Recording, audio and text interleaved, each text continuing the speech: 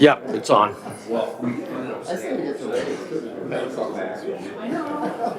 Oh, that's perfect. Thank you. And it's not as busy as January. Inside. We'll open the Senate Committee of Commerce and hear from our senator on Senate Bill 212. Senator?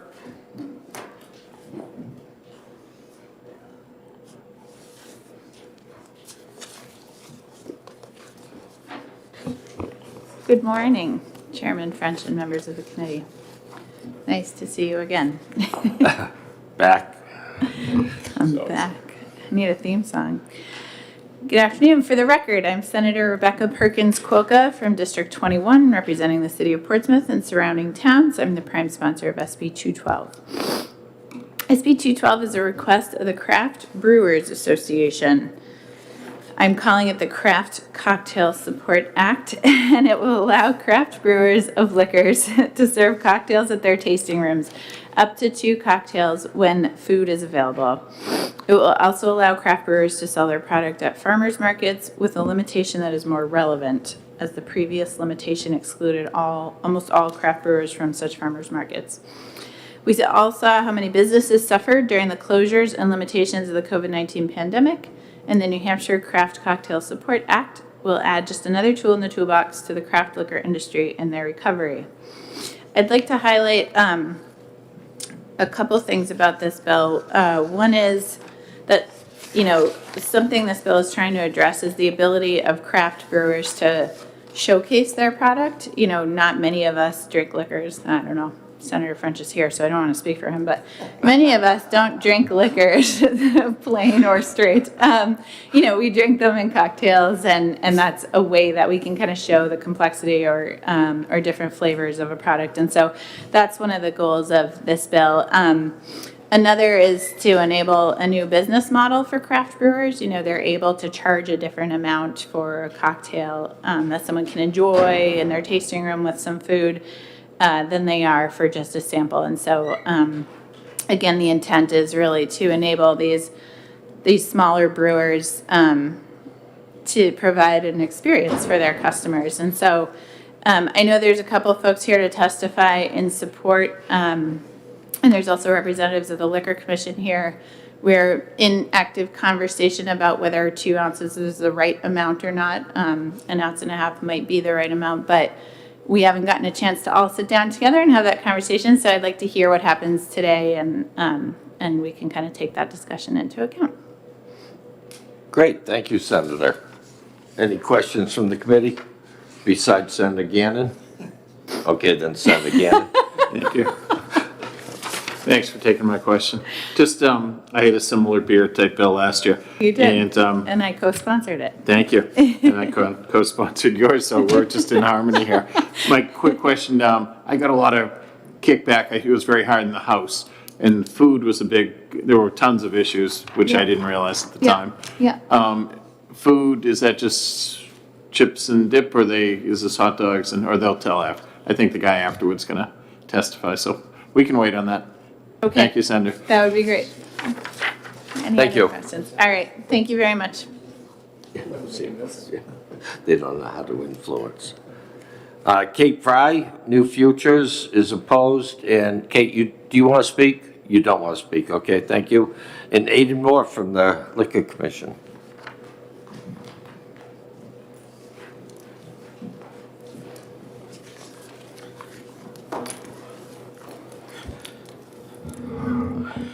Good day, Mr. Chairman, committee members. My name is Aidan Moore. I'm the legal coordinator for the State Liquor Commission. And as Senator Perkins Quokka stated, that our concern with this bill often is kind of raised around the issue of how much the sample, the mixed drink that is in here, using up to 2 ounces of alcohol. I think our concern is first for the licensee. We don't want to necessarily have a consumer being served alcohol in quantity to the potential that they would leave the facility and be very close to being borderline DWI case. So that's our primary concern, is on behalf of the licensee. And I think there's a fair amount of questions about parity within the industry about sampling. And as you have recalled over the past few years, the issue of sampling has been before you a number of times in various forms. And this bill doesn't make an unrealistic request. It provides that, as is current law, a liquor manufacturer may sell or give away 1/2 ounce per label per person for the products they sell. And in addition to that, they could add another cocktail if food is available. Now, Senator, to your question about food, this would be food that either the business provides themselves or that they go to a properly licensed third party to purchase food and bring it in and make it available. And with the food being available, that business would be able to serve that second cocktail. So a consumer would have a choice that either try the 1/2 ounce samples and one drink, or they would pass up on the 1/2 ounce samples and have 2 mixed drinks if food is available. And we don't think that it's unrealistic, and it pretty much matches up to the standards that exist for the other license types, whether you're a beverage manufacturer or a wine manufacturer. And we're kind of working across the board on essentially alcohol content. So that 5 ounce glass of wine is the equivalent of a 12 ounce glass of beer, or the equivalent of a 1.5 ounce mixed drink. So we're kind of looking at that industry standard as the issues that we would like to bring forward to the committee. Great. And we're happy to work with the senator and the industry to try to resolve that. And I understand that's what you will be doing, is working with the senator and... Happy to do so. She's been in conversations with Chief Armaganian, and we're happy to continue those. Great, that'd be super. Any questions, Senator? Just one, and it's actually regarding the first section where we're taking out produces fewer than 10,000 bottles. Where does the 839 liter? Well, Senator, that's a great question. I was hoping to have the industry here to explain it themselves. Okay, I thought it was some standard that I wasn't aware. I've never seen anything quite. Well, last year, when this provision was introduced, it was to allow liquor manufacturers to sell at farmers markets. Mm-hmm.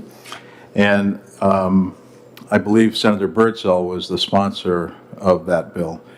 And with that, the commission and Senator Birdsell worked out an area where, by identifying 10,000 bottles of production, we would serve the New Hampshire manufacturers and not necessarily create an environment where the large out-of-state type manufacturers are going to come in and start to monopolize farmers markets. So that was put in. It really has only been in force since the fall of this 2021. So there's very little data on, has it proven to be ineffective or unrealistic? Mm-hmm. So I've tried to find out why they're moving to this new configuration, but I don't have the answer to that. Okay, thank you. Anyone else? Senator? Thank you. If I understand this correctly, we're going from the current amount of 1 ounce, 1/2 ounce sample per label with no limits to a maximum of 2 ounces. Is that correct? Senator, the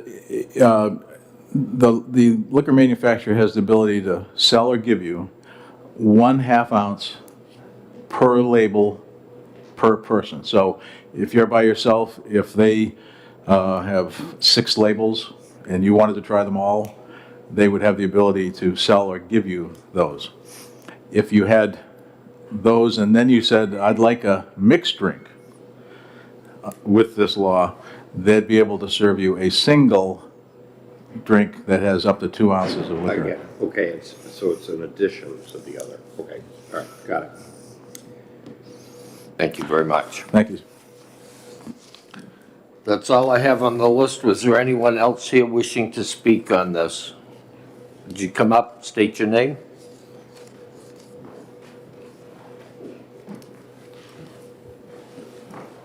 Thank you, everybody. My name is Brian Ferguson. I am the president of the New Hampshire Craft Spirits Organization. We have been working with the senator to bring this bill forward. So to address some of the concerns around 2 ounces and the logic behind why we are requesting 2 ounces, we already are constrained by the law to not serve somebody who's intoxicated. We already have this as a limiting principle, as a factors limiting principle. The reason for 2 ounces, and to back up 1 second, we are also already able to serve 2 ounces of spirit, as was addressed. If we had 6 products, I can serve 6 half-ounce samples, i.e. 3 ounces. The logic behind 2 ounces for the cocktail is if we wanted to mix 2 spirits. So let's say in our example, we'd use our gin, which is 80 proof, and our cranberry liqueur, which is 40 proof, which is actually lower in alcohol. So it's less total alcohol being consumed. Even though the volume is higher, right? That's much less alcohol than if we were to serve 1.5 ounces of, we're allowed to serve 120 proof spirit if we wanted to. So do you understand how the math on this works? Okay, so basically the long and the short of it is we already have the ability under 1.5 ounces serve more alcohol, more actual alcohol than in a 2 ounce sample if we were to mix 2 lower proofs. So the reason we wanted the 2 ounces was to give more room for creativity, knowing for the craft distilleries, which is obviously why people choose craft distilleries over a larger brand. To come to a place like, some of the people that are here come to some of our facilities. They're looking for, the consumer is looking for that kind of a scenario. And we don't feel that that it's an unreasonable ask. That being said, if there is a need, for this to go through, for us to move on that, it's something we're willing to entertain, but we feel it'll just create an unnecessary restriction and reduce the amount of creativity that our members can have to promote their business. And then to answer the second question, currently the farmers market bill, it had great intention, and we're really excited about it. There's a couple members of our association that would really like to take advantage of it. But unfortunately, all the people that want to take advantage of it currently actually fall outside of the bill. And these are all new producers, people who have just started in the last year or two, which is exactly what the bill is. And the bill last year was intended to help. So it does a couple of things the way it's currently written into law. The first is it charges the commission to pay attention to production, which the commission currently doesn't. They don't regulate production for us. They regulate sales, and they pay attention to sales. The TTB, the Federal Tax and Trade Bureau, they pay attention to our production. So we're already being audited in that respect. The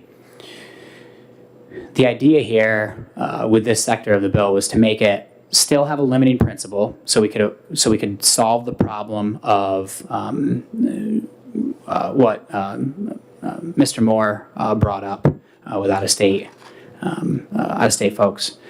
So I think we by keeping it to sales, we basically that's what the number 800. I think it was 833. Was that the question?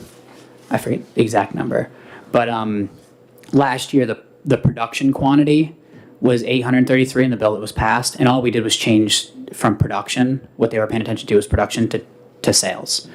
So it would be actually 833 cases of sales through the farmers market, which would still keep the concerns that were brought up, hopefully at bay, but it would work for the members of our organization. Great. Questions? Senator Gannon? Thank you, Senator French. Just a little question for you. which I thought Kate Fryer, she could have put the damper on the party, but she didn't come up and testify, so it'll be me. So just doing quick math, and because I've always been careful, I never want to get pulled over, so I always watch what I drink. I always think of 1 ounce of liquor as having like 0.02. I know it depends on how long period, what you've eaten, all these things. So I'm thinking at 4 ounces, we're really pushing that envelope of 0.08. Isn't that the legal limit for? Certain- So I'm thinking 4 shots quick, could be drunk. So certainly, but we are already required to not allow that to happen. There's already restriction in place. Like the law does not allow us to serve somebody at the point of intoxication. So Do you see my concern though? So if you serve 4 ounces of alcohol, and each one, if you did your drinking quickly, it would be 0.02. So just with your serving size, the 2 ounces of 2 cocktails could put you at 0.08 really fast. yeah, I mean, I definitely see that. I do understand what you're saying. There's a couple factors here. Is the assumption here is that somebody takes essentially 4 shots, jumps in their car, and takes off, which just isn't something that consumers at our facilities. It's just not a thing that consumers at our facilities do. That people stay at our. I mean, I can't attest to everybody's facility here, but Sure. at my place, people stay for an hour and a half, 2 hours. So my fear was though, just by doing what you're asking for, the minimum 2 cocktails with 2 ounces in each, you could be at that point. There's also a food requirement in there. Sure. So bars and restaurants have the same issue, right? If somebody could walk into a bar and restaurant, there's no restriction. The on that. liquor commissioner before said that's why he was sort of, and I thought he was going to say thinking of that 1.5 ounces instead of 2. But again, so I guess my point is this: if it's 1.5 ounces, it seems arbitrary because of this, for this reason. If it's 1.5 ounces, I can make a spirit. There's nothing preventing me from making a spirit that's 160 proof. Sure. And that's more alcohol to serve 1.5 ounces of that than it is for me to serve 2 dissimilar spirits, one of 40 proof and one of 80 proof, right? That's still less total alcohol. If I served 1 ounce, right? So a 2 ounce cocktail, 1 ounce at 40 proof, 1 ounce at 80 proof. I'm with It's you. still less alcohol than, so my point is it's an arbitrary number. What matters here is at the end of the day, we still have to have responsible stewards of this privilege. So we are already bound to make sure we don't serve somebody to the point of intoxication. I'm good. Thank you very much. Of course. Others? Thank you very much. Of course. Thank you, everybody. Anyone else wishing to testify on Senate Bill 212? Come up.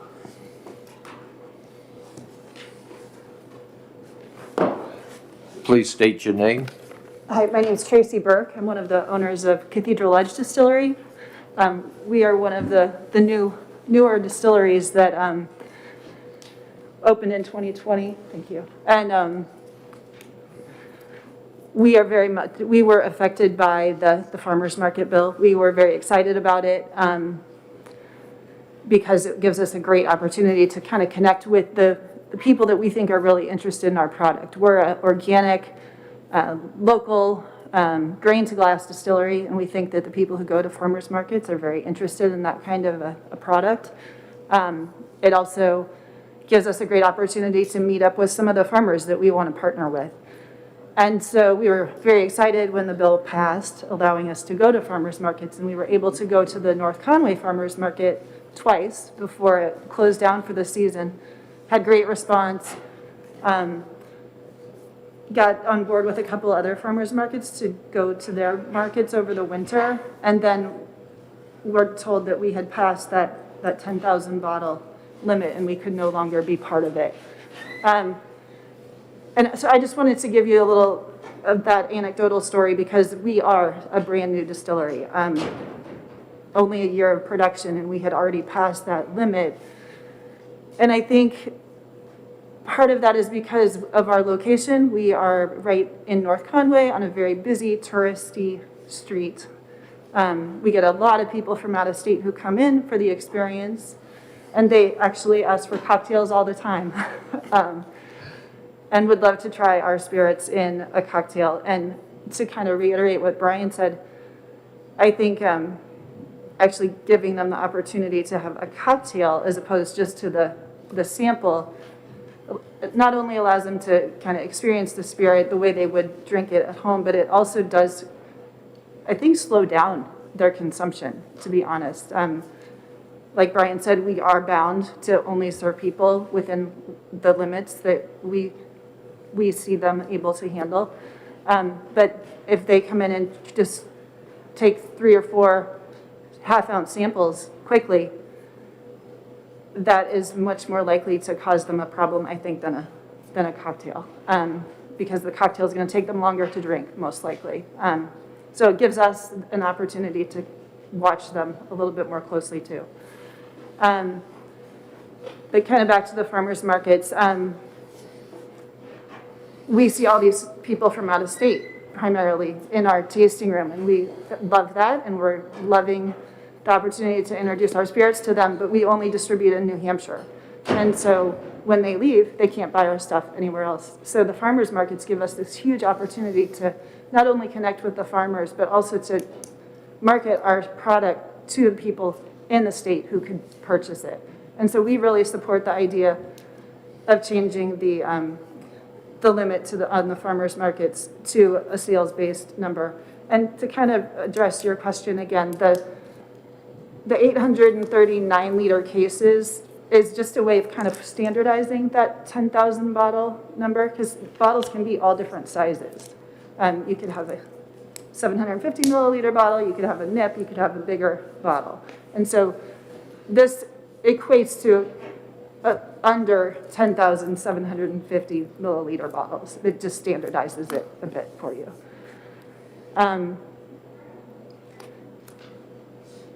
So just a couple bullet points, I guess. The limit that makes it specific to farmers markets would allow us to really allocate our resources for production as well as staffing much more efficiently. If we knew we were going to be able to hire someone to work the farmers markets for a whole year, that would be great. We would hate to hire someone and have to say to them in August, sorry, we met our limit. So we like this limit. We feel like it's a limit that would allow us to sell throughout the season. It also does, this bill only is applicable to people who produce exclusively and distribute exclusively in New Hampshire. So it doesn't allow big out-of-state companies to come in and bring in, nationwide spirits. It's really about supporting a New Hampshire-based distillery. Again, for us, I think it's great to be at a farmer's market where we can meet some other farmers who might be interested in being organic and partnering with us. And of course, the more we sell, the more that the tax revenue is brought in. So it's great for the State Liquor Commission if we can bring in some more tax revenue. The Liquor Commission has been great, allowing us to sell in the stores as a small new distillery in the state. But we would love to, spread the word even more, produce more sales for both ourselves as well as the state. So, thank you. So, questions? Yes. So on your business format, it's for tasting. I would say most of your customers come in and taste it, so they want to go slowly with the drink, savor it, actually taste it, unlike the cowboy movies where they go up to the bar, belly up to the bar, and down a shot, correct? Absolutely. We've had a really great group of people come in. They usually spend about half hour, 45 minutes. They'll try a few samples. They often don't finish the samples, even though they like the product. They'll buy a bottle, but they're there to find out what it tastes like, not to drink a lot. Right. Any questions? Thank you. Thank you. Anyone else wishing to speak on Senate Bill 212? Seeing none, I will, oops. I'll take one more. Very close, you almost missed the gavel. Yeah. My name is Greg Mee. I am owner and distiller at Cold Garden Spirits in Canterbury, New Hampshire. I'd like to thank our legislature here and the commission who have been working, you've all been working together and made a huge difference for our business. All these little tiny pieces put together make it possible for us to actually be viable and actually be part of our communities. I'd like to say one thing about the synergy that we create with our neighbors and local businesses. The people coming to us, it's a tourism event. They're staying, either second homeowners here, they're going to restaurants, they're going to all the local, we're in Canterbury. We have Canterbury Shaker Village. We have Fox County Smokehouse. We have the Canterbury Ale Works. We have Brookford Farm. Many of the people that stop us to see us are making that entire round and visiting all of those establishments and dropping significant dollars at them all. So, thank you. And you do realize Canterbury is the home of Senator French. I do realize that. Thank you, Senator. Thank you. I think that's part of the tour. Yeah, that's part of the tour. Anyone else wishing to speak? Those of you who spoke and didn't sign the sheet, would you sign in for the record? It'll be on Aaron's desk. So I will close the hearing on Senate Bill 212.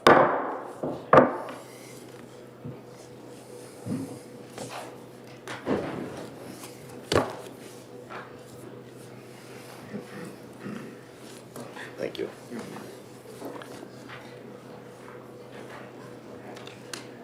We'll open the hearing on Senate Bill 340. Senator Daniels.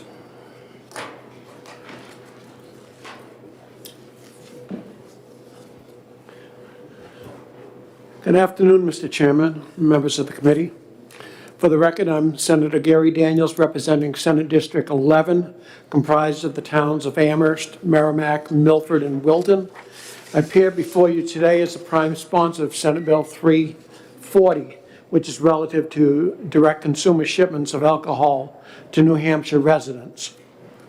During the governor's declared state of the emergency during COVID-19, Executive Order Number 6 changed the business model pertaining to direct shipment of alcohol to New Hampshire residents, enabling businesses to stay in business and in some cases to actually grow their businesses substantially.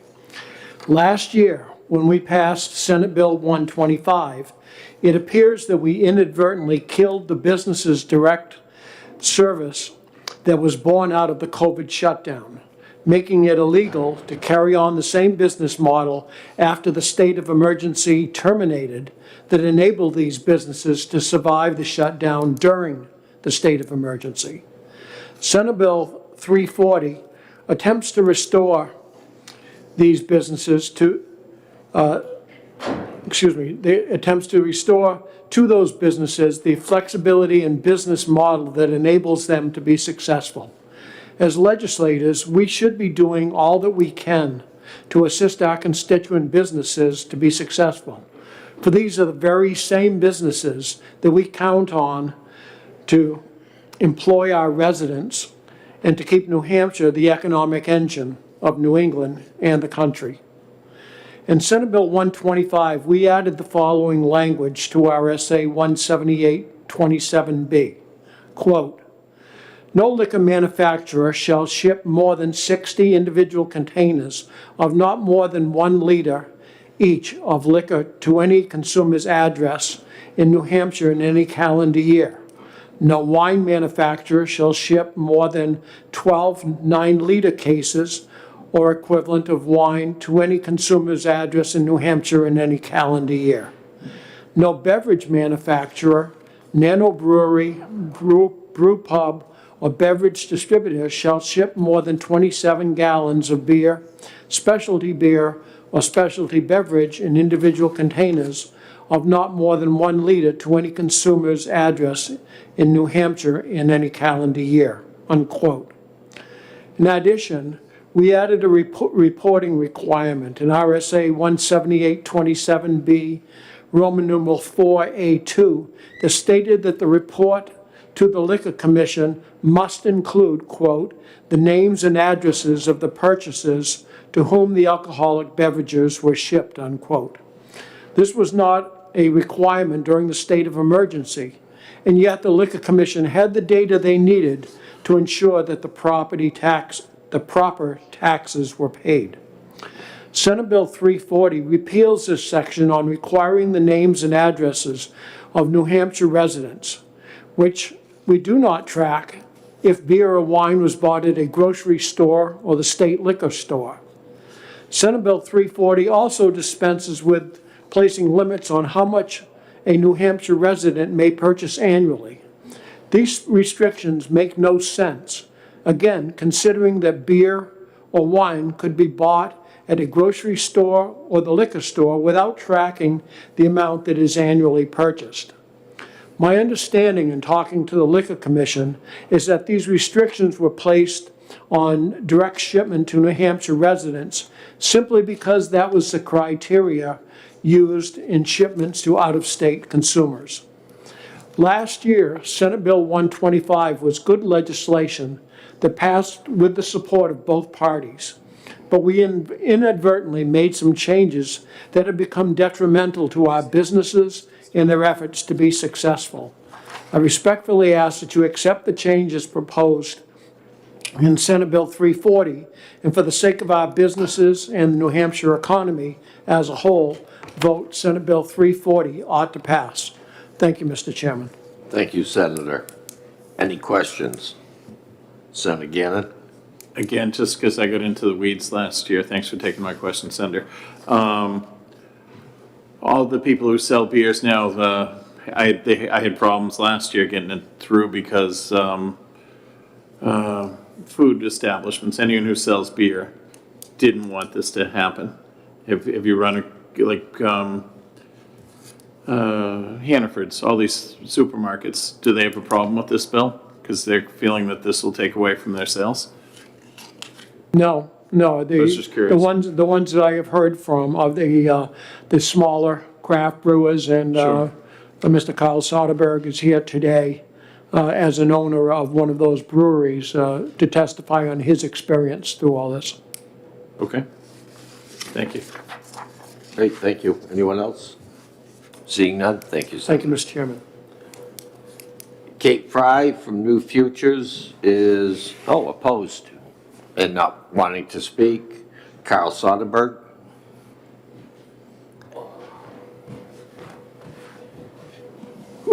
Good afternoon. Thank you for having me. My name is Carl Soderberg. I'm the owner-operator of Abel Ebenezer Brewing Company down in Merrimack, New Hampshire. We are a nano brewery, formed in 2014. We're probably the brewery in the state that's been doing this direct-to-consumer shipment the most, or at least for the longest. We're coming up on 2 years now. This is an operation that we spun up the first week of the shutdown back in March of 2020, and I think it's important to go back to that moment because when you have to sit down with your employees and tell them, look, I'm going to pay you guys week to week until I run out of money. You don't know whether there's free money coming down the line. You don't know what's going to happen. I'm like, help me put this together and see if we can make this work. And our direct shipments ended up saving the company, no joke. None of our employees went on unemployment, and it ended up doing so well for us in April, May, June of 2020 that we didn't qualify for any of the Main Street funds or any of the other CARES Act money that came down the pipeline in the ensuing months. So fast forward to now, it's a little upsetting that we have these arbitrary limits being put.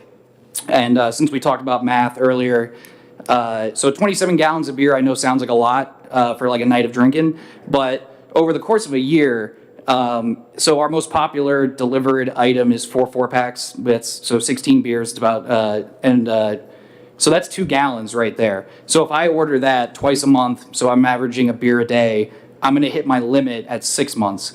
The flip side of it that Senator Daniels also brought up that's a little concerning for me as a business owner is I now have to track the names and addresses for the audit process. So now it's putting undue stress onto the auditors of the Liquor Commission who now have to go through spreadsheets of names and addresses and how much beer each of these names and addresses ordered. And as a business owner, I don't know if I feel comfortable tracking the names and addresses and how much beer.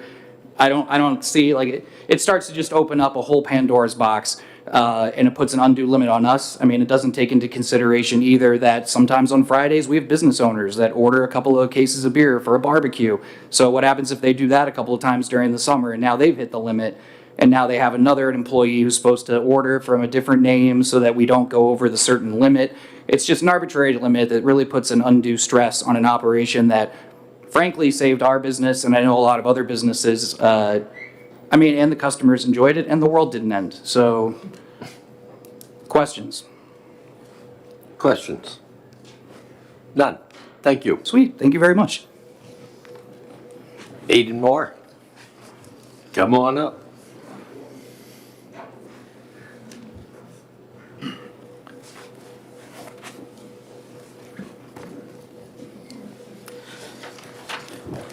Thank you, Senator. Again, for the record, my name is Aiden Moore. I'm the legal coordinator for the State Liquor Commission.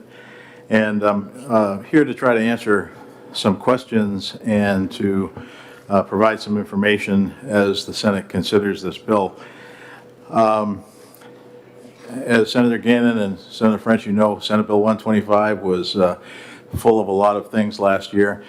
I believe the pieces that are part of this bill, Senate Bill 330, were part of the package that House Commerce looked at too, because they not only took your bill, but they also introduced their own amendments into 125. I just wanted to point out to you, as in the methodology on the last page of the bill, thus far, the commission's audit unit reports that out of the 183 eligible licensees, and we're talking now about manufacturers, it's not retailers, manufacturers and beer wholesalers. Out of that group, 16 manufacturers have secured the direct-to-consumer shipping permit. Those are free, as you know, there's no charge for those. And only 3 of the licensees have shipped products directly to consumers as of the date of this fiscal note. 3 licensees have shipped a total of 4,123 bottles of wine and beer, which has generated $1,797 in tax revenue. So when the bill was developed, as you know, and I know there are a number of senators here are attorneys, there was a decision from the U.S. Supreme Court called Granholm, which in the world of alcohol, treating in-state and out-of-state businesses is a point of strong litigation and continues. So when the direct-to-consumer bill was put together, that part of 125, it was done bringing across the very same limitations that appear on direct shippers who are out of state and shipping into New Hampshire. And we put it in and recommended it go in to avoid that very issue of litigation where in-state businesses are going to, out-of-state businesses are going to claim, equal protection challenges. So with that, this language that is reflected here is exactly what exists in the direct shipping permit, shipping law. So we would point that out and the reason that it's there.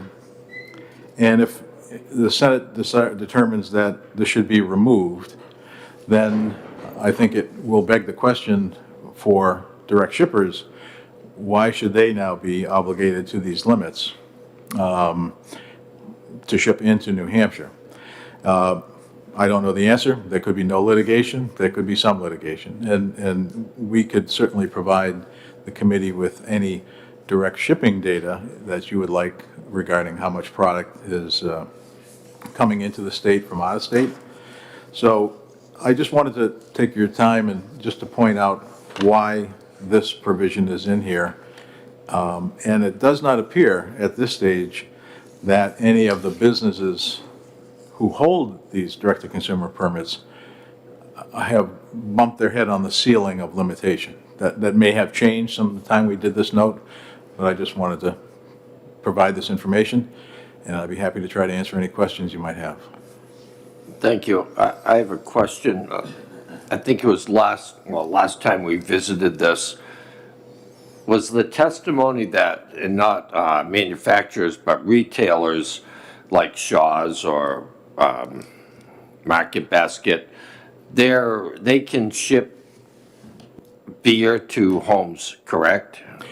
Yes, if a convenience store Yeah. has that type of service that they want, they can sell and deliver beer to consumers at home. That's correct. And that was unlimited Yes, that's correct. quantities, yeah, okay.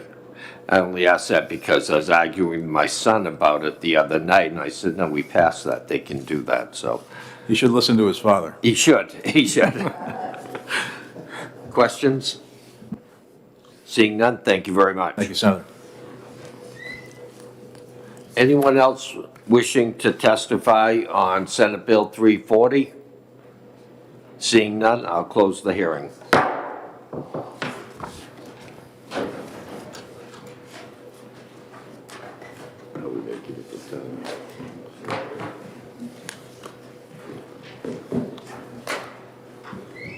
I'll open the hearing on Senate Bill 428. And, great, Senator Whitley. Thank you, Mr. Chair, and good afternoon, members of the committee. For the record, my name is Becky Whitley, and I'm honored to serve the communities of Concord, Pennacook, Henniker, Hopkinton, and Warner in District 15. So I'm honored today to bring forth Senate Bill 428, establishing a scholarship fund in New Hampshire's Capital Access Program to cover entry costs for socially and economically disadvantaged individual small business owners applying for loans within the program. A socially and economically disadvantaged business, which is defined in federal law and referenced in the bill, is a business owned by an individual who has experienced disadvantages due to gender, race, ethnicity, culture, and other economic disadvantages. So I introduced SB 428 because there is a statewide need to improve access to capital and credit for New Hampshire small businesses to ensure that we can compete in a modern economy and also attract a modern workforce. So I decided to bring this legislation after New Hampshire, I saw was highlighted in a recent study from CNBC. And what the study showed is that New Hampshire had dropped 12 spots in its top states for business list to number 37. And what was particularly noteworthy about this study is that New Hampshire earned an F. They were graded in different areas. New Hampshire earned an F in access to capital, and that rating, they made that rating based on the use of federal COVID funds, loans to small businesses, and venture capital investments. New Hampshire was also 47 out of 50 when it comes to access to capital. So that was also screaming for a policy solution. According to that same study, New Hampshire's high cost of living, aging workforce are also barriers, earning D and D plus respectively. The study judged the workforce by our state's success in attracting college-educated workers and, of course, diversity. So a little bit more about the Capital Access Program, and someone behind me can really talk through this program in more detail than I can. But the Capital Access Program was established in RSA 162A12 within the New Hampshire Business Finance Authority. So what the CAP program does is it helps provide financing to small businesses across the state and provides 100% guarantee on term loans and lines of credit up to $200,000. And this is for businesses with annual revenues of less than $5 million. So what this bill does, what the scholarship fund will do, is cover both the borrower fee and also the bank fee in the loan process for this program. Final determination, as indicated in the bill, of eligibility for the scholarship will be at the discretion of the New Hampshire Business Finance Authority, but of course within the definition as defined in federal law. I don't need to tell this committee that New Hampshire small businesses are the backbone of our economy. They drive innovation. They make immeasurable contributions to our local communities. But unfortunately, we know that our small businesses were hit hardest by the economic uncertainty, and of course, continue to have the hardest time accessing capital and credit. So I think that while all Granite Staters should have equal opportunity to earn their success, we know that there are significant disparities and gaps in access to capital and credit. And what SB 428 will do is bridge those opportunity gaps in access to financial capital and credit to ensure that everyone has the opportunity to succeed and grow their business. So a little bit about the numbers. This bill, in addition to supporting our small businesses, it'll fuel the economy. A modest $1 million investment in this program was estimated to fuel $10 million in lending and economic growth. So that's significant. There was a question asked to me when this bill was introduced about how many businesses this could impact. I did not come up with these numbers. Someone from the Business and Finance Authority generously came up with these numbers, but to give a little background, the estimate of a $1 million investment divided would potentially allow 888 participants to participate in this program. That is a lot of businesses, right? And it could happen over many, many years. This is assuming an average loan size of $75,000.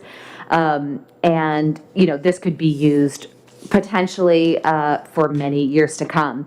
The CAP program, I think, currently serves about 100 to 150 borrowers per year. So again, with 888 participants possibly being able to participate, this could go quite a long way. So I'll stop there. I don't think I can answer many technical questions about the CAP program, but James Key Wallace, I believe, is still here and can certainly answer those questions. Thank you. Thank you. Is there a definition for socially and or economically disadvantaged within the body here?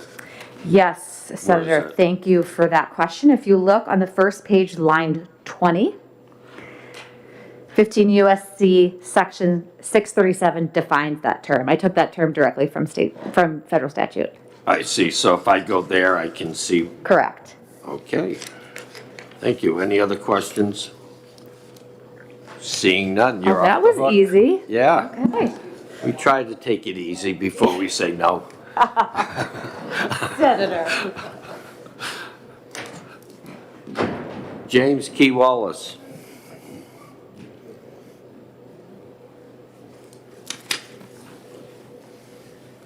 Good afternoon, Mr. Chair, committee.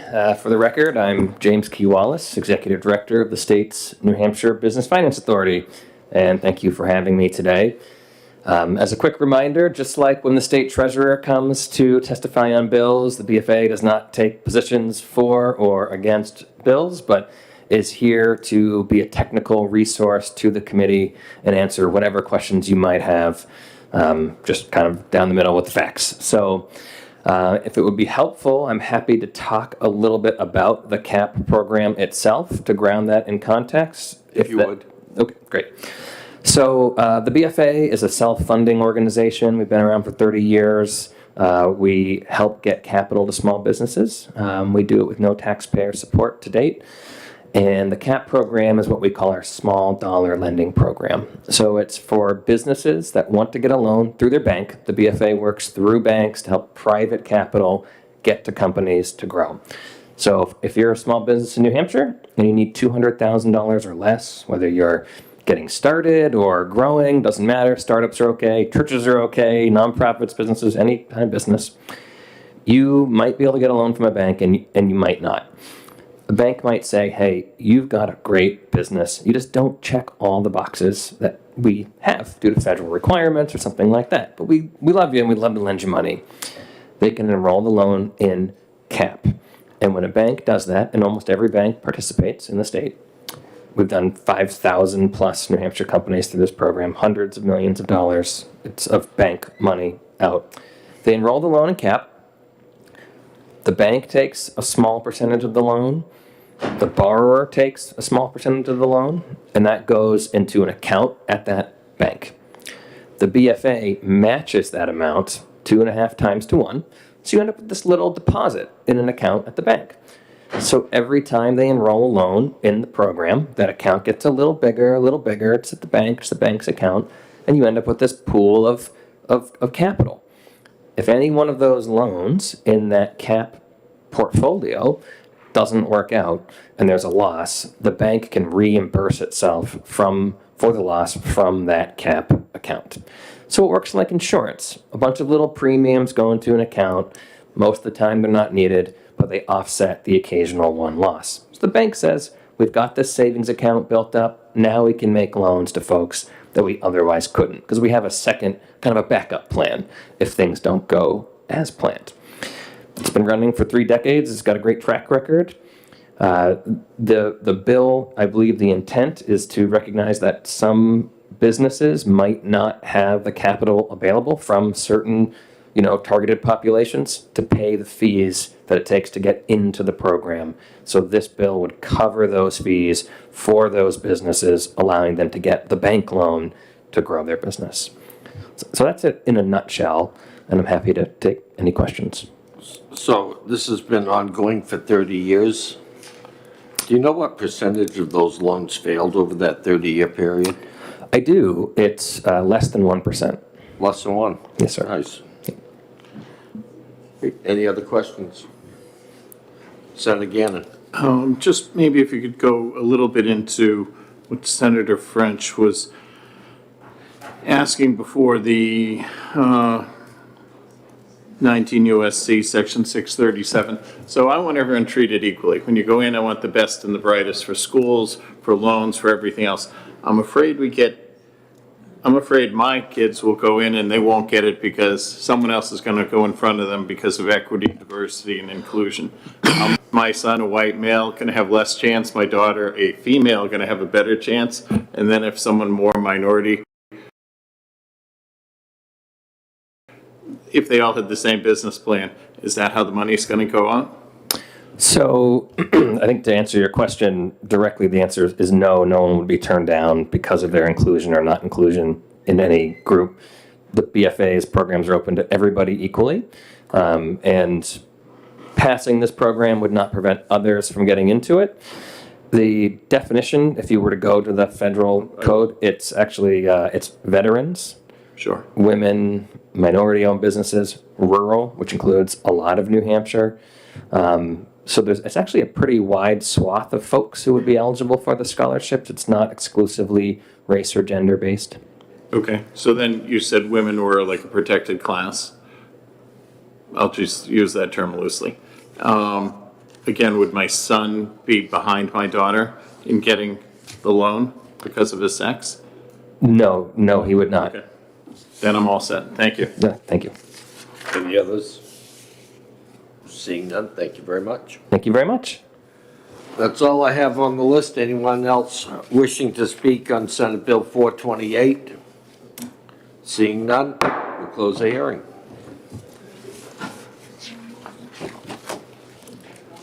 And the last one for the day, Senate Bill 451. And is that yours, Senator Khan? Senator Khan. You still remember my name?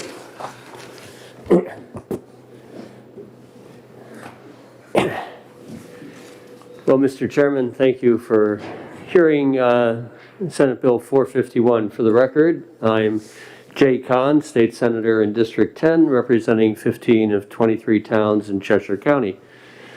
I am here today with a matter that should be somewhat familiar to the committee, meaning providing a research and development fund for the state. I believe that the innovation program that's proposed here is similar to something that the committee has seen before. I think in 2020, I think our COVID recess caused a disruption in the consideration of this bill.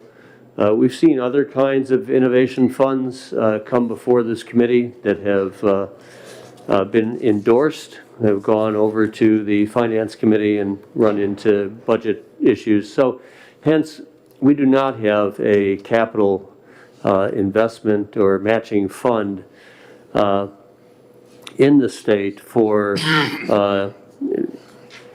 research and development intensive startup businesses. And that's what this is aiming at, is those that are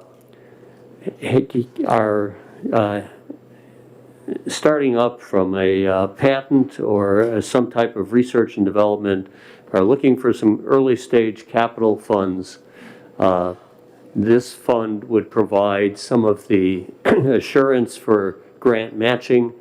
Those grants can come from the federal government. You folks are probably familiar. We do not get our relative share of dollars from the federal government for research and development into this state at the level that other states do. And it's partly because we don't have a capital matching fund to attract those dollars. So this would help fill that gap.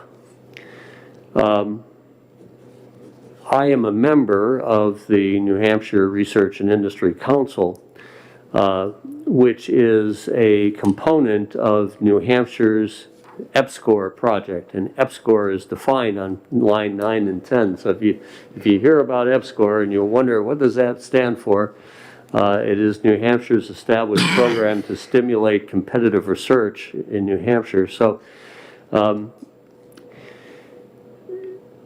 the group is required as a part of this grant, the EPSCoR grant, to every 5 years come back and identify what are the areas of emphasis for development of research and development intensive startups. And the 3 areas, we just completed that study. The 3 areas that are identified are probably no surprise. They're biotechnical, engineering-like companies, information technologies, and advanced manufacturing.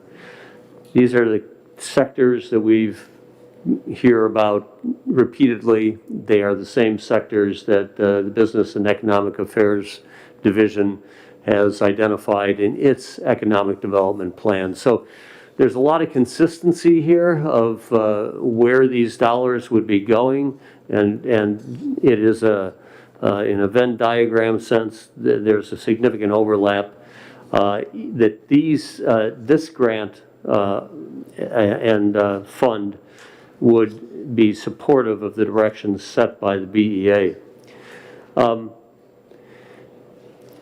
The amount of money being sought is a $5 million pool. And if you're looking for a precedent on this, you might go back to 1991 when then Department of Resources and Economic Development received a $5 million allocation from the state to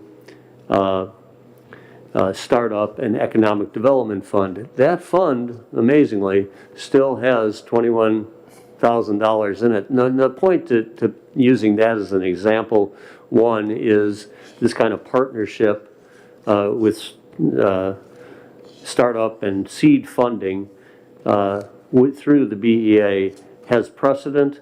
The dollar amount is not intended to go out in any big bulk of spending.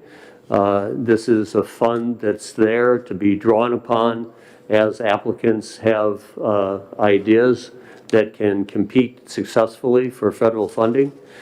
Often these commitments are to these grants are dependent on that federal funding. So these are not going to be dollars that go out without additional commitments of funds to be available. I think this is a great investment for the state. It'll help us in the industries where we already have great potential, and our colleges and research being done at the University of New Hampshire and at Dartmouth and other places in New Hampshire can be commercialized and attract additional dollars to the state. Justine Stadler is the partnership director for EPSCoR and is here and can answer additional questions that the committee might have. But I'd be glad to take any questions, Mr. Chairman. Great, thank you. Any questions? Oh, Senator Gannon. Thank you, Senator French, for noticing me. Just a quick question, just a general question that every voter in my district would ask. Is private industry not taking care of this on their own? Because you're asking for my taxpayer money, from my citizens. So why isn't this being taken care of by business? Yeah. Or is it? Well, it's not, because we're talking about that which, yes, angel investors could be a part of the capitalization of a good idea. But often those good ideas are dependent, an angel investor is going to provide those dollars based on how much money have you been able to attract to develop your idea and commercialize it. Federal government has those kinds of dollars. We do not compete real well for those dollars, and it's because we don't have a matching fund. I know of other states where those dollars are available, and that leverage is really significant. So you take the little bit of seed money from the state, it leverages additional money from the federal government, and those together are the evidence to angel investors that, hey, these folks are off, they're on their way, and showing a success pattern that will attract more money. Thank you, Senator. Any others? Seeing none, thank you, Senator. Thank you, Mr. Chairman. A fine job of presentation, I must say. Justine Stadler. Hi. Thank you, Senator French and members of the committee. I'm happy to be here with you today. I can answer questions. I want to sort of give some background first. I'm Justine Stadler. I'm Partnerships Director for New Hampshire EPSCoR, and I'm here representing the Research and Industry Council that Senator Khan mentioned. We do oversee the development of the New Hampshire Research and Industry Plan, which is a data-driven assessment of New Hampshire's innovation strengths and weaknesses, and also includes strategies for capitalizing on opportunities. The need for this kind of program came up in 2016 when we did the first plan, came up again in 2021 when we just finished the current plan, and is also a finding in the Economic Recovery and Expansion Plan that Business and Economic Affairs created last year. So this early stage capital piece that Senator Whitley was talking about, that Senator Khan was talking about, has been a problem in New Hampshire for a very long time for startup businesses. Currently, New Hampshire is not competitive with surrounding states in terms of investment in early stage startup companies and early stage research. Vermont and Maine both have programs like this. I think Vermont puts $4 million a year in, Maine puts $8 million a year in state funds to support startup and innovation and research commercialization. Massachusetts also has a program like this. They put about $6.2 million a year into their program. And so I would just like to sort of tell you a story about a business in New Hampshire. David Kovar is CEO and founder of Ursa Inc. in Exeter. He submitted a letter of support, but he also said that I could provide some testimony on his behalf. Ursa is a leader in forensics and operational data analysis for unmanned aerial vehicles. So it's a very high-tech business. The Air Force is very interested in his technology and has awarded him 2 Small Business Innovation Research Awards, so SBIR awards, in the amount of $1.8 million to start his company and get it off the ground. But the problem is, the reason why a program like this is so critical is because those SBIR funds are only useful or only to be used for research and development. They can't be used for the acquisition of equipment, to hire staff, to take care of administrative costs, or to take care of operational expenses. And Ursa cannot access those SBIR funds until they've done a large portion of the work that they've committed to do on that grant. And they can't do that unless they have staff and administrative oversight and all of those pieces that get a business up off the ground. So provisions in SB 451 would provide matching grants for SBIR awardees so that they can start to grow their business as they're doing the sort of technical R&D piece in New Hampshire. One of the things that David told me recently was that as soon as he got those SBIR awards, Mass Ventures, which is an equivalent program in Massachusetts, started calling him on the phone and saying, we'll give you that money, we'll match your grant if you come to Massachusetts. And that is really heartbreaking because there's a ton of innovation going on in New Hampshire, and we need the capital to help it grow and flourish here. And I hope that you will consider this bill, and I'm happy to answer any questions. So in that example where they had $1.4 million from the 1.8. Department of Defense. Yep. Would they then be eligible for 1.4 million of this 5 million? No. We would, it wouldn't be a direct dollar-to-dollar match. Companies, startup companies that come and need help would have to apply. They'd have to have a budget. They'd have to tell us, this is what we need it for. This is the goals of this money. We're going to hire 3 staff members. We're going to find office space. This is the objectives we have for the use of that money. And then there would be a review process so that we'd be taking a really close look at all of those applications and making sure that they're legitimate and that they will grow a business that will help New Hampshire. So it wouldn't be a dollar-for-dollar match. It would really be based on need in terms of getting the business off the ground while they're doing that R&D piece. Okay, thank you. Questions? Yes. Senator Gannon. Just 2 easy questions for you. Okay. You could go, so you have this idea, the Versa, I think it was called, mapping overhead sounds good. I can see the military use, really good. Why not, so you have a good idea, it's taken off, it works, the product works, why not get investors, why not get the financial people to invest in the company, sell stock, do things like that? So it's a very, very early stage company. It's David Kovar and I think one other person at this point. And so I'm going to get to that question. That's a very good one. Part of this is when David got the SBIR award, he started to look for a loan to cover, because there is no SBIR match. There's no program like 451 yet. When he went to the banks, they said, well, you don't have any collateral. And he's like, yes, but the Air Force, you know, the SBIR award process forces you to go through a very intensive review of your financials, of your business plan, of your, you know, of your future objectives. So they're a very good risk.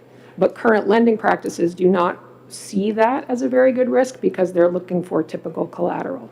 So, and also I think Senator Khan touched on this, state investment in an R&D intensive startup helps angel and VC investors see the value of it. It elevates those companies because the state has invested in it. In this case, the Air Force has invested in it. Then you can start to get sort of build momentum around getting VC and angel investors. I will also say that New Hampshire notoriously does not leverage the SBIR and STTR programs as much as they could because we don't have supports. They're very hard proposals to write. And once you get one, you have this issue that David is having where he has the SBIR funds, but he doesn't have the other funds he needs to build the business up. So we're leaving money on the table, essentially. Yes. Quick follow-up? Sure. So these are speculative companies, right? Things go wrong. Yep. I invested in a company, believe it or not, that had a contract with the Pentagon. They're doing phone lines through the electric system. Lost everything. So it's a... Very sorry. So it sounded good at the time. Right. I have other investments that also went awry. Don't even ask me about the pipeline in the Sudan. They had oil. It didn't work out either. Goodness. But I had a friend who knew someone, and it was a safe investment at the time. Yep. So I'm very leery of, there was a federal government, we loaned a company out in the West for solar panels, and so was it Solyndra? They lost like 800 million. So I'm very worried about early seed money to companies being much more at risk. And it's $5 million. Again, that's money that could be going to lower someone's taxes. So I want to feel real safe before I put this money in. Do you have a failure rate for young companies like this, seed companies? I don't have a failure rate. I could look at other states and see what their failure rate is. Because I'm thinking it's going to be pretty high. Well, I think But I understand the advantages. of Yeah. investing. And companies that survive, companies that we support and build and grow here, create a tax base, they create high-paying jobs, they, yes, there is risk, but if we're only looking at the risk and we're not looking at the potential for these Sure. companies to grow and thrive here, I think we're missing a real opportunity for the economy of New There's Hampshire. an old story I read, you said they could, and it's an old Latin story, I won't even go into details. And the big thing was, the whole story was ibi, means if. So if they succeed, if they Yes. grow, Yes. if. Yes, That's I all. will say Thank you. that companies that receive SBIR funds, as I said, have gone through a very intensive review of what they're doing and the value of it and all that. So they are a better risk than a startup company who doesn't have that in their So I'd be very interested if you could get me Yep. like a success rate in other Yep. states. You said Vermont, Maine, out of the investments they've made, Yep, how much have come to fruition? I will get that for you. Thank you. One other thing I wanted to mention, just also in this proposal is matching funds for large federal research grants. So EPSCoR is it's National Science Foundation EPSCoR program. EPSCoR money goes to states like New Hampshire that receive far less federal research funds than other larger states. So New Hampshire is an EPSCoR state, Maine is an EPSCoR state. One of the requirements of applying for an EPSCoR grant, it's $20 million over 5 years brought into the state of New Hampshire for research, infrastructure development, and workforce development and education. One of the requirements is that we come up with a 20% match. So we have to come up with, $5 million to get to leverage this $20 million investment. Right now, there is no state money, there is no fund to help us come up with that match. I'm not saying come up with the whole thing, but there's no way to sort of help us come up with that. And so very often, we can't apply for those large federal grants because we can't come up with the match. So it's not because we don't have the ideas and the research and the innovation and the technology to do it. It's because we're missing this considerably small piece in the big scheme of things. So I just wanted to mention that is also, I think, an important part of this in terms of bringing more research dollars into the state. Thank you. Oh, yeah. Final follow-up, do we have the workforce? Right now, the workforce we're so short. Do we have the educated workforce to fill these jobs? Yes, because they're being trained by those research grants. Okay, thank you. Thank you very much. Thank you. And we have the Honorable Dan Mcguire.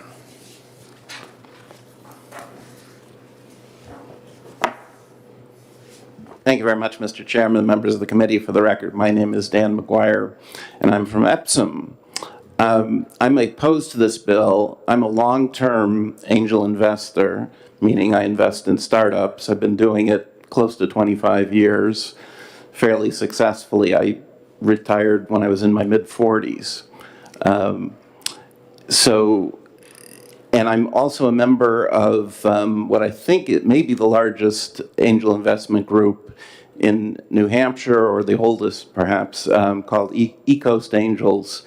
We have about 50 members, and we regularly invest in startups.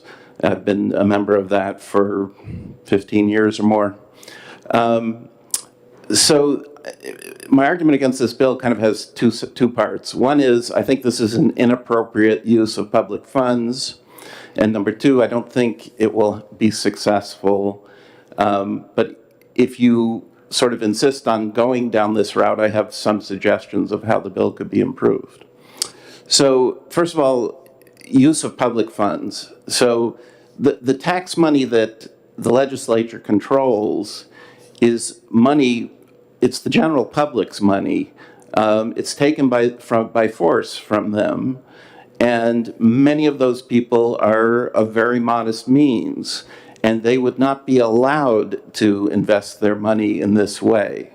Not that I think that that's a good idea necessarily. I mean, I think people should be able to invest their own money however they please.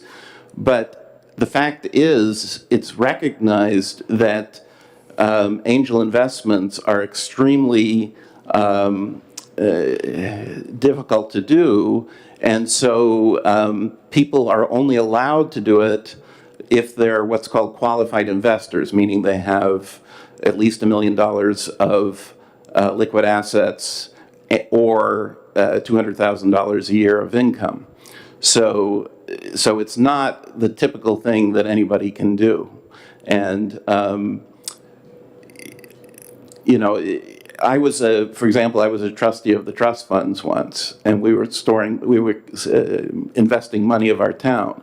We're not even allowed to put that in the S&P 500. You know, people dealing with public money have to be very, very careful. So I think this is simply inappropriate.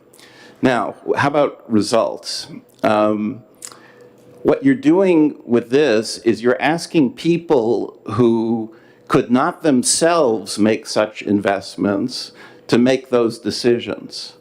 So in my angel group, for example, when I say we have 50 people, we have 50 people who were very successful business persons on their own. They're CEOs, they're COOs, they're CTOs, you know, people like that, people who were very successful in their own companies, enough to acquire enough wealth that they could use some of it to be angel investors. So we have 50 such people. And so if you're talking about making decisions about small business and how to invest and so on, what you're going to be doing is you're going to be investing in investments that such people have decided are not worth investing in, right? Because we already invest in such investments, and we pick what we think are the cream of the crop. And so you're going to end up investing in things that can't get invested that way, right? So what's the chance of success? And already when we do it, our chance of success is maybe 1 in 5, 1 in 6, you know, that kind of thing, right? This is very risky sort of investing, takes a long period of time and so on. And it's not just money. When we invest in a company, one of the most important things is we put people from our group on the boards of those companies.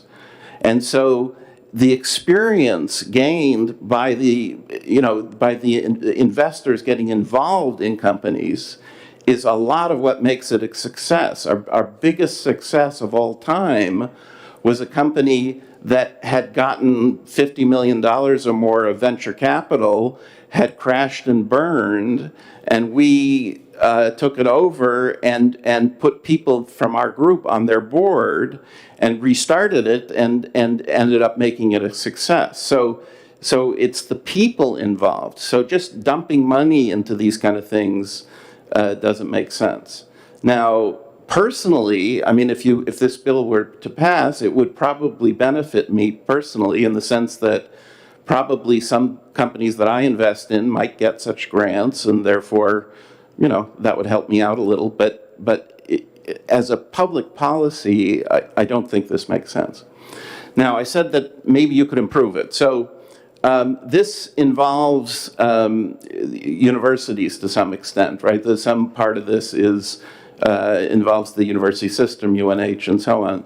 So I don't know if law is necessary for this, but you could either enable or encourage university endowments to invest in this way, right? They have lots of money in endowments, both the university system, Dartmouth was mentioned, and so on.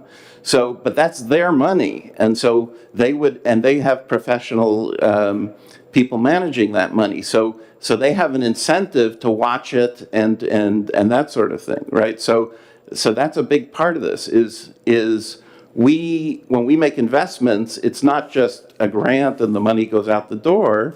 We're paying attention to it year after year. We're people who are experienced and so on. So universities could do this on their own with their own money if they felt that was appropriate. So, thank you, Mr. Chairman. Thank you. Questions? Seeing none. All right. Anyone else to testify, wishing to testify on Senate Bill 451? Seeing none, I'll close the hearing. We have a few bills we're going to exec today. Second.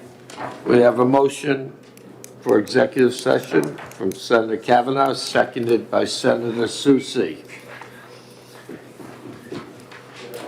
I'd like to take, I yes. just want to pass out an amendment Senator Spoka gave me for 217. 217? Yeah.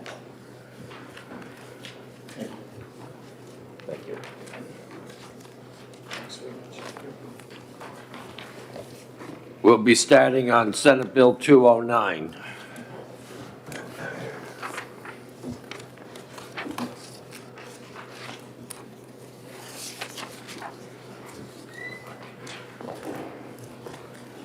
Senator Bradley wanted to make a motion. We have a motion of ought to pass made by Senator Bradley, seconded by Senator Gannon. Discussion. Senator Susie. Thank you, Mr. Chairman. Mr. Chairman, I continue to have a problem fundamentally with this bill because it changes who makes the decision about how they're going to be paid. And I completely understand the intellectual arguments about there being benefits to electronic payment and that it's less costly to both the employer and the employee. But I'm still very concerned that we are removing that decision-making capacity from employees to employers. I don't like the bill. I don't want to have to vote for the bill, but I recognize that it might pass. Therefore, I did draft an amendment. I did it after speaking with the Deputy Labor Commissioner, and it's specific to the payroll cards. The principal complaint the department receives about payroll cards is that when an individual employee calls and is having a problem, oftentimes the employers say they're unable to address it. So they suggest they talk to the bank or they talk to the payroll card company itself, and oftentimes the employee is left days without being able to access their pay. So this would be an attempt, if the bill is going to move forward, to at least try to impose some type of responsibility, because there is a statute that requires, regardless of what medium an employer chooses, they are required on a certain day to provide payment to their employees, whether it's a week or 2 weeks. I mean, that's already in state law. This doesn't change that. This just says if you elect to use the payroll card and an employee is unable to access their wages, then the employer has to take some action to rectify it. Thank you. On your amendment, line 7. Immediately provide, what would that be? Upon notice? So should, So the So it's a employee weekend. attempts to use. so I get Payroll paid card. Friday, I go to use my card Saturday, it doesn't work. I call my employer and who's not open, and what happens? They have to immediately provide the wages to me? Well, currently they have a legal obligation, if Friday is your payday, Yeah. to provide your wages. Right.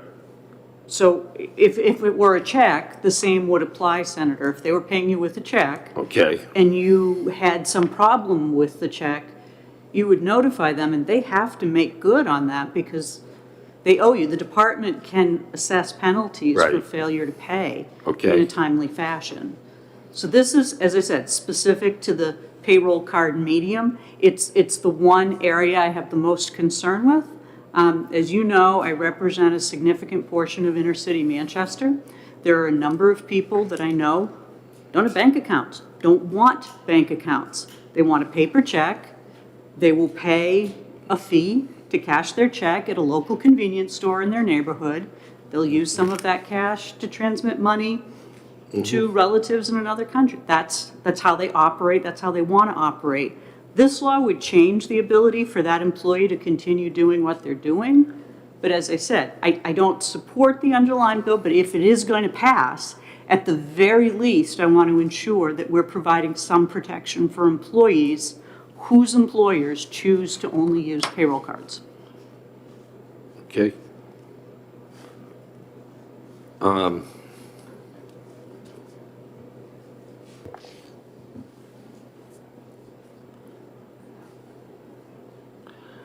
Now, these payroll cards, they're issued by the company. Do they issue you a card? I'm just trying to follow this.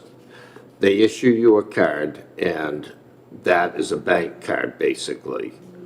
And they add to it. They don't give you a new card every pay period. My limited understanding is they issue an initial card and then re-up the card every time there's a new pay period. But some could work in another manner. Some could be distributing multiple cards. I don't believe that's how it works, So but I am not the authority on. Okay. I'm the authority on some concerns and problems this afternoon, but certainly not on how they're distributed on a regular basis. Yeah, okay. Senator Bradley, you have anything? We have had this debate for a long time. Mm-hmm.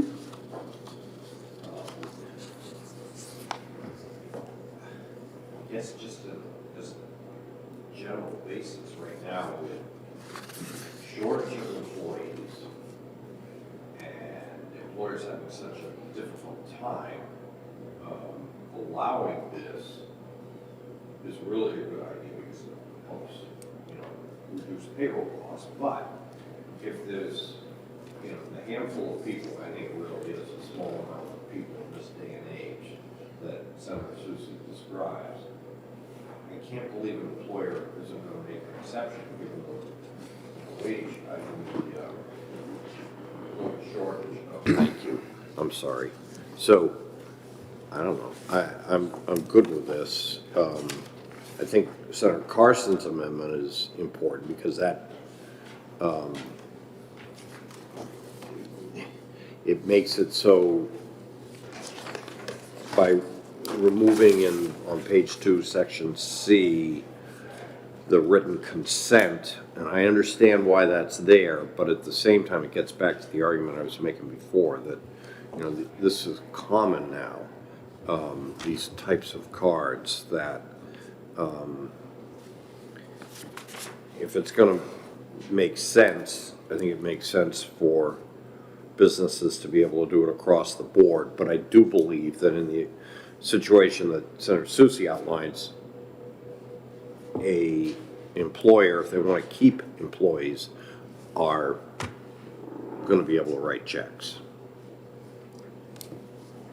Okay. Thank you, Mr. Chairman. So I see it different with that.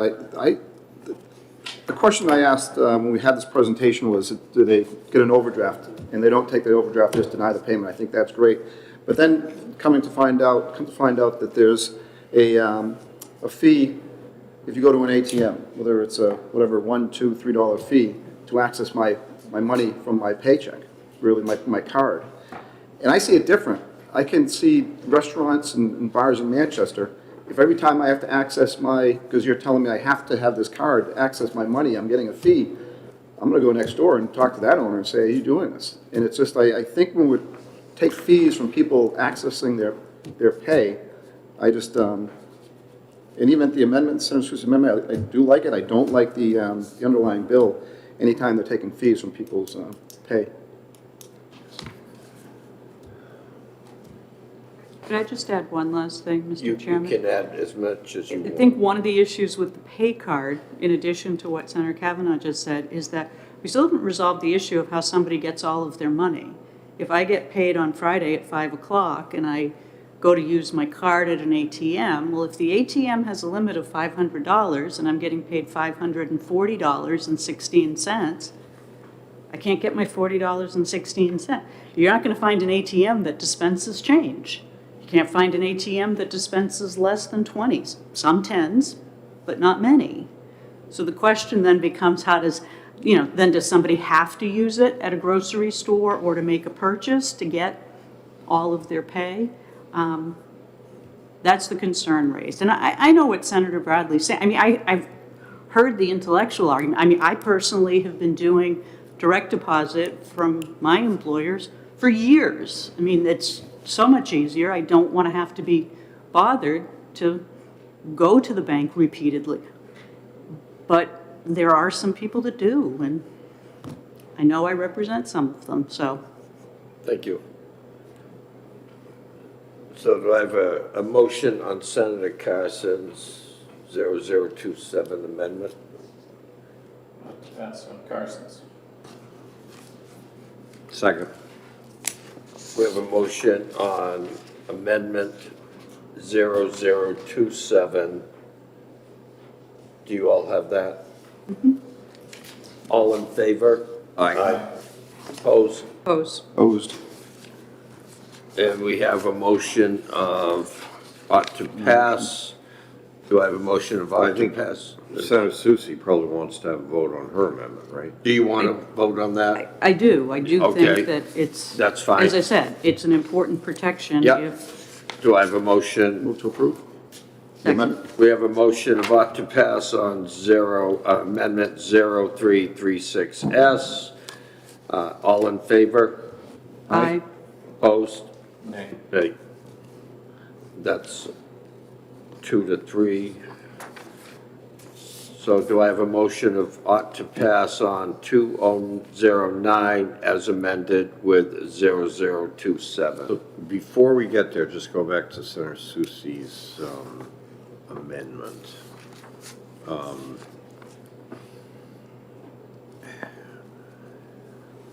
there any of the folks that are in favor of this bill in the room? And I'd like to hear from them about, you know, the technical defects or late payments or things like that. I mean, I don't necessarily, if this is, because I think it would be, that these things are kind of routine. Somebody, if there's a defect, if the ATM doesn't work, whatever.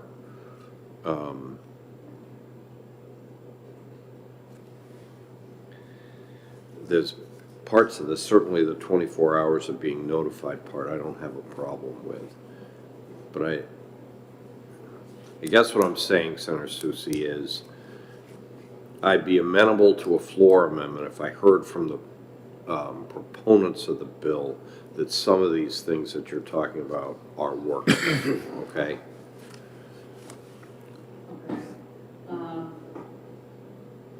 I think it would also be worth speaking to someone from the department, because it was after speaking with Commissioner Ogden, he did help me with the language, because he did indicate that it is one concern the department has, is how an individual employee is able to rectify this situation. And oftentimes there is either a lack of understanding of who's ultimately responsible, or there's some, you know, it's really the bank, it's really not them.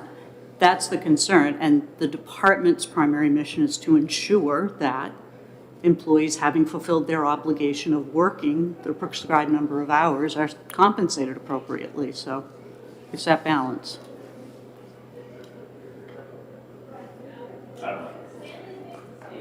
What do we do this as a floor amendment? Maybe I'd like to. You want to do it as a floor amendment after? Your mic's off. Your mic is off. Just takes a second. It's green for about 10 seconds. It'll go red. Probably want it to stay off, right? Yeah, no. This does seem to offer a level of protection, especially when we're taking away the voluntary nature of it.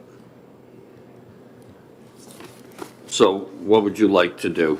Well, how about this? If Senator Susie was willing to vote for the bill, I'd move reconsideration of the amendment and we'd have a bipartisan vote. How's that? If you vote for the amendment. Yeah. And you vote for the bill? Sure. If you're happy, I'm happy. I don't think that this is asking a lot of the people that want to use the payroll cards. We're giving them a benefit because right now they're authorized, but you got to have consent. And the way it works, if you don't have enough of a volume, and you have to have two different kinds of payment processes, checks and payroll cards, it's just not worth it for the employer. But if you have an individual that there's a screw up somehow, I can see where the department, and I don't know, they're not here, would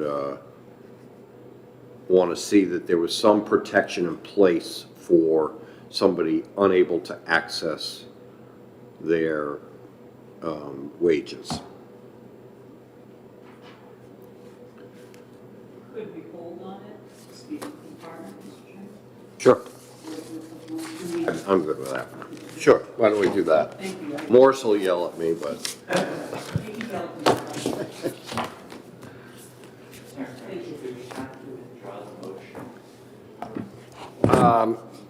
I don't think we have to do anything. Do we?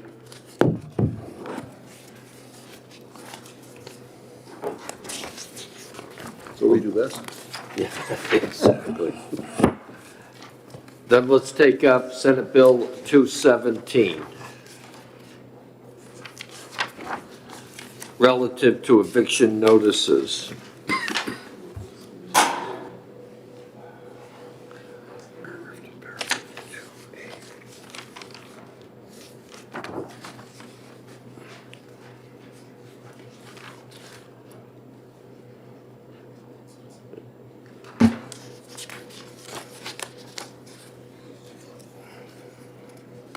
Discussion, Mr. Chairman, I would move ought to pass on Senate Bill 217.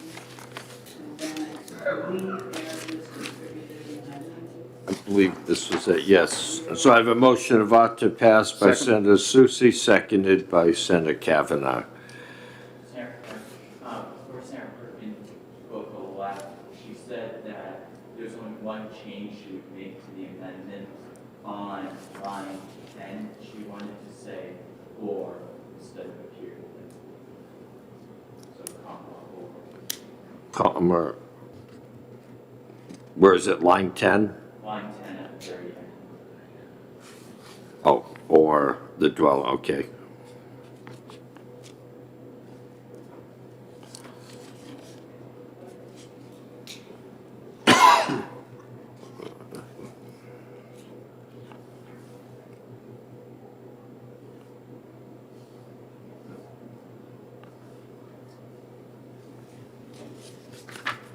Line 9 or line 10? Line 10, so such request has been denied. And or such request has been denied?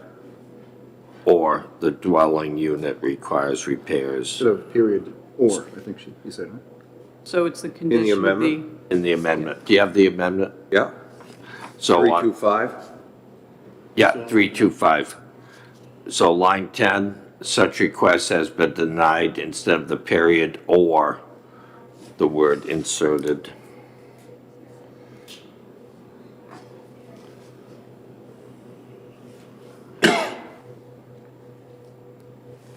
Any discussion on this amendment? So Senator Perkins Coca took the suggestion that was offered that seemed to have some consensus from some of the folks opposed to this bill that they would be okay with 60 days. And it, I'm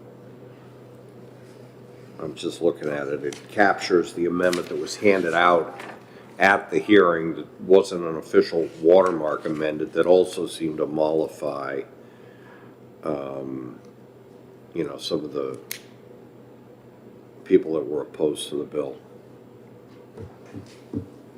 So the 30 days was established in the 80s, and it was a total different rental climate in the 80s than it is today. So I did not like the 90-day, but I was leaning towards splitting it up and making it 60 for that reason. I think it's a good compromise, and I'd be very happy to go with this. I'd be happy to move the amendment. I'll second it. We have a motion of ought to pass on Amendment 325 by Senator Susie, seconded by Senator Bradley. All in favor? Aye. Opposed? We have a motion of ought to pass on Senate Bill 217 as amended by Senator Bradley, seconded by Senator Susie. All in favor? Aye. Opposed? Very good. Can we move consent or no? No. You want me to take it?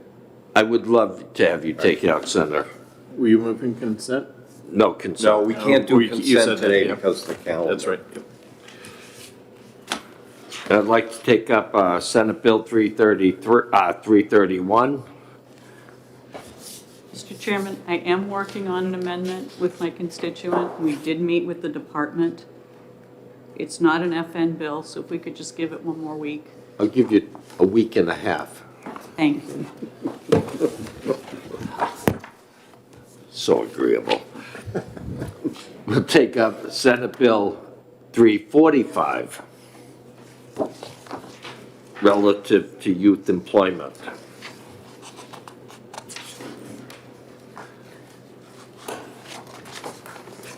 I believe, Mr. Chairman, we were in discussion on, we have an amendment. Coming. But we wanted to talk to Henry Vega first. So if we could hold that for a week. We will hold that for a week. And I think it was a discussion around the Hours. How late? curfew, Curfew, Night for correct. lack of a better word. The night employment to try to simplify. Yeah.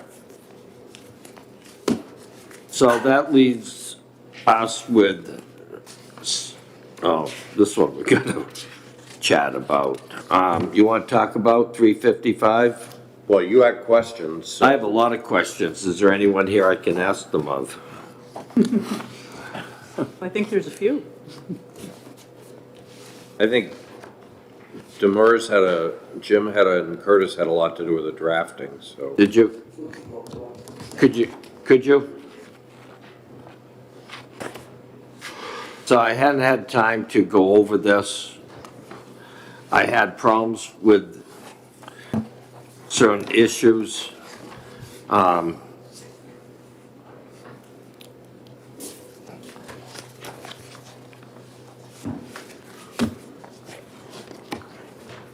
High volume sellers are at $5,000. That's high volume in this bill? Yes. I thought, okay, And that, Senator, that is the language from the federal bill as well. okay, So just so you know, this amendment, what we've taken is the federal bill and formatted it into this particular bill. okay. Mr. Chairman, does everybody have the amendment, which is 259 that Senator Susie and I? Aaron, did you pass that out? You guys have it? I don't know. Oh.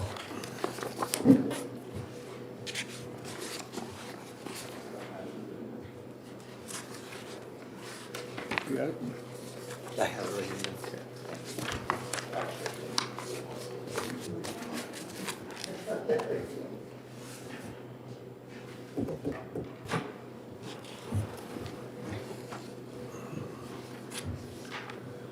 So we were discussing this earlier.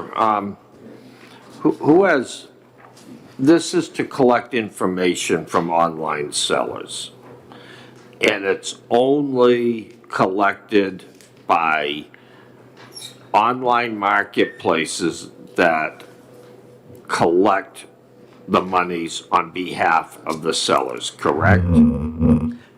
Yes, Mr. Chair, that's correct. If you look in the definition of high-volume third-party seller towards the end. Show me, what page? Well, I have page 1, the definition starts on line 12. And if you look at after the dollar thresholds on line 15, and I'll read that. For the purposes of calculating the number of discrete sales or transactions or the aggregate gross revenues, an online marketplace shall only be required to count sales or transactions made through the online marketplace and for which payment was processed by the online marketplace either directly or through its payment processor. So the example that I would use in the case of Craigslist, where I'm selling something, somebody comes to my house to pick it up and gives me money, it's a direct transaction.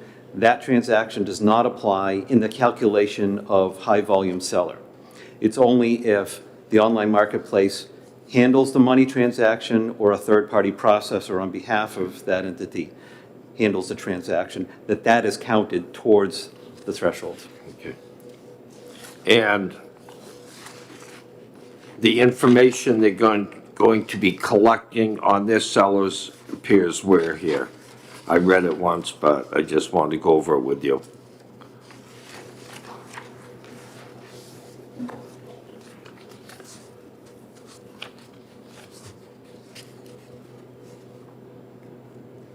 Can you find it real quick? Page 2, Oops, I've gone line past it. 26. Page 2, actually starting with line 15. Line selection 15. and verification of information. Got you.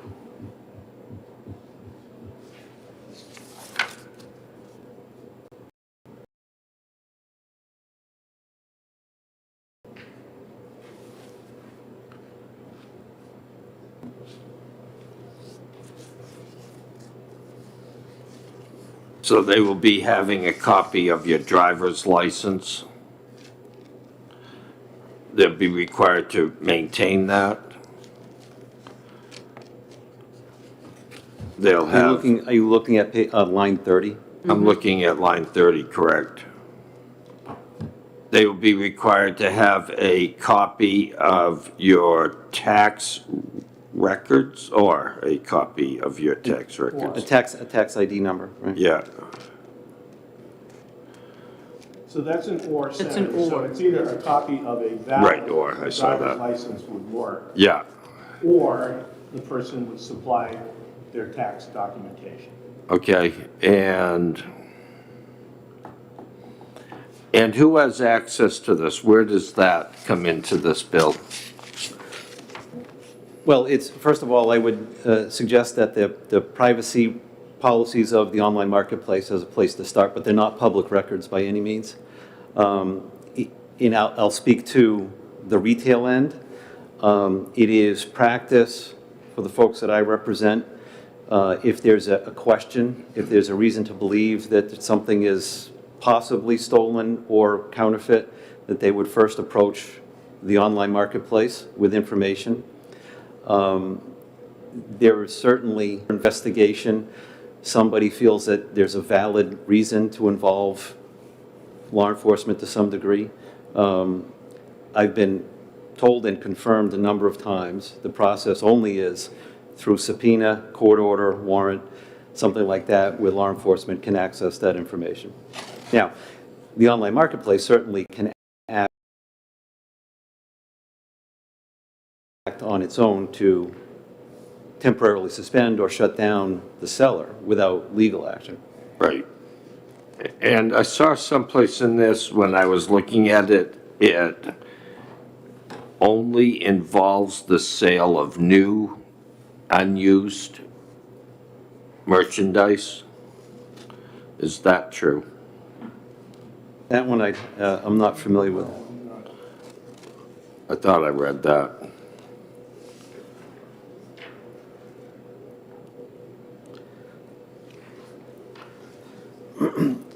So perhaps the place to start is the very first definition in the amendment in the bill. Consumer product Yeah, means any tangible personal property which is distributed in commerce and which is normally used for personal, family, or household purposes, et cetera. There's no indication that consumer product under this definition is necessarily new.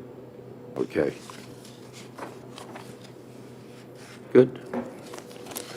Any questions from the gallery? I just want to make note of the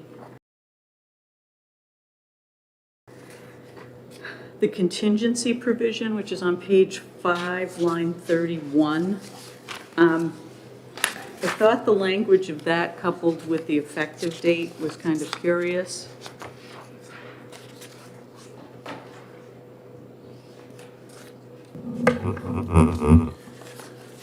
So, Senator, when I read the language that OLS drafted, I think the contingency provision is pretty clear. that, it basically says that if the federal legislation that this is modeled after is passed before the end of the year, this shall not take effect. If it's not passed, it shall take effect on January 1. And I believe if you then go to the effective date section, that last sentence is unnecessary because there is no remainder of this act that would take effect upon passage. Section 1 of the bill is the actions that would take place. Section 2 is the contingency. The contingency explains how the act would take effect. So we're in the last sentence of the bill says the remainder of the act shall take effect upon its passage. There is no remainder to take effect upon passage. So I think to clean it up, that's the only sentence that needs to be struck, and then it fits.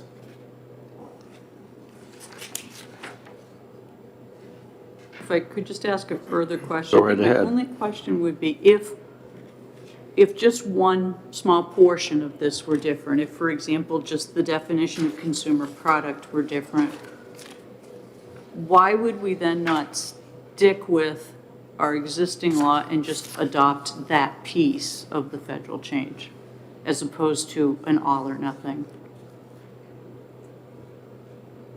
Because right now, the way the contingency is worded, it's an all or nothing.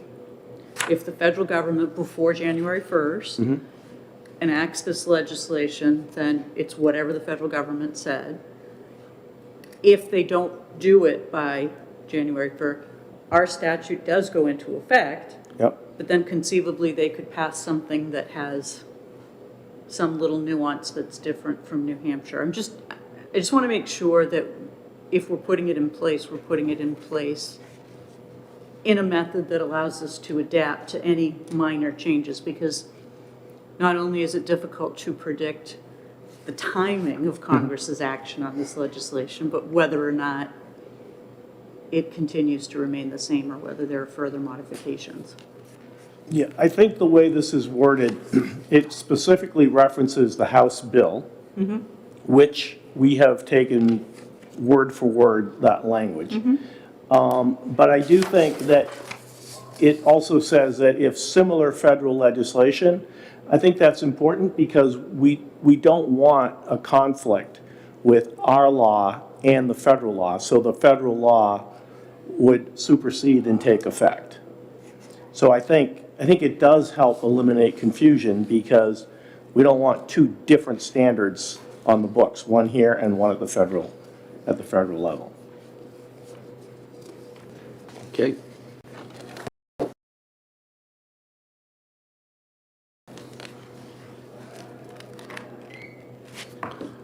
Thank you. Thank you. Mr. Chair, if I may, going back to an issue that was brought up during the hearing about other states, since the public hearing on this bill, states, committees, legislative committees in 5 states have each unanimously voted to send this bill out without major change to mirror the federal legislation like this. So the trend is there, and we hope that this committee will act similarly. I heard there was a push among the state legislatures to do this. Yeah. Thank you. Thanks. Thank you. Hold it. Okay. And lastly, we have Senate Bill 384 FN.